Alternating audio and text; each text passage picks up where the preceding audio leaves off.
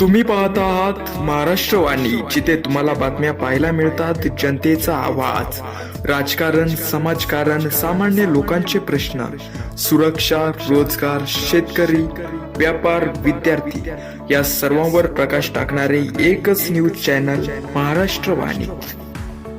सरकारचे वावाडे काढले, काय नेमकं तुमचं म्हणणं आहे? माझं म्हणणं आहे की माझं राष्ट्र वाचलं पाहिजे, कारण राष्ट्र वाचलं तर मी वाचेन. म्हणून दिवाळखोरी जे राष्ट्र गेलेलं आहे ते दिवाळखोरीतून बाहेर काढण्याच्या संदर्भामध्ये राज्य सरकारकडे जी नोटीस पेंडिंग आहे हायकोर्टाची, त्याच्यावरती राज्य सरकारने सकारात्मक उत्तर देण्याची आवश्यकता आहे. ते जर दिलं तर राज्याच्या तिजोरीत पैसे येतील. पैसे आले तर राज्य दिवाळखोरीतून बाहेर पडेल. नुसतं राज्य नाही तर राज्य केंद्र सरकारलाही मदत करू शकेल आणि सगळे दिवाळखोरीतून बाहेर निघाले की राष्ट्र वाचेल. आणि राष्ट्र वाचलं तर माझ्यासारखा फटीचार माणूस पण वाचेल. काल तुम्ही अधिवेशनामध्ये गेले होते, तिथं तुमची बाजू मांडायची होती, पण तिथं तुमची बाजू मांडून दिली नाही गेली. हो, ती मांडू दिली नाही गेली, त्याचं कारण काय असेल तर त्यांचं असेल.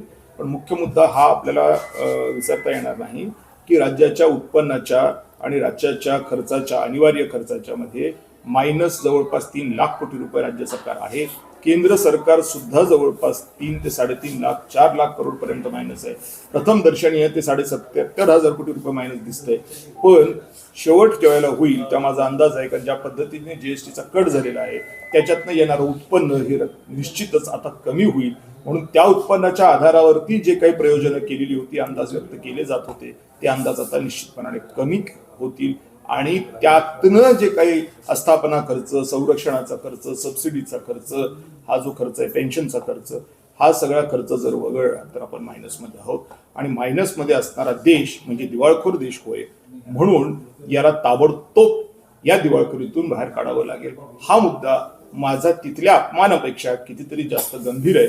मला तिथल्या अपमानाची काही घेणं देणं नाहीये. पण माझ्या मुख्यमंत्र्याला, माझ्या पंतप्रधानाला अपमानित होताना मला बघावला जाणार नाही, कारण हा देश माझा आहे. दादा, याबाबत आपल्याकडे काही उपाययोजना आहे?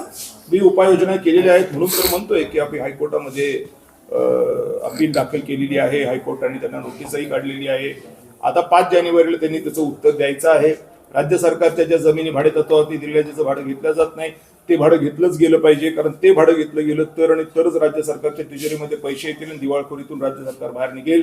न केवळ राज्य सरकार पण केंद्र सरकारही बाहेर निघेल.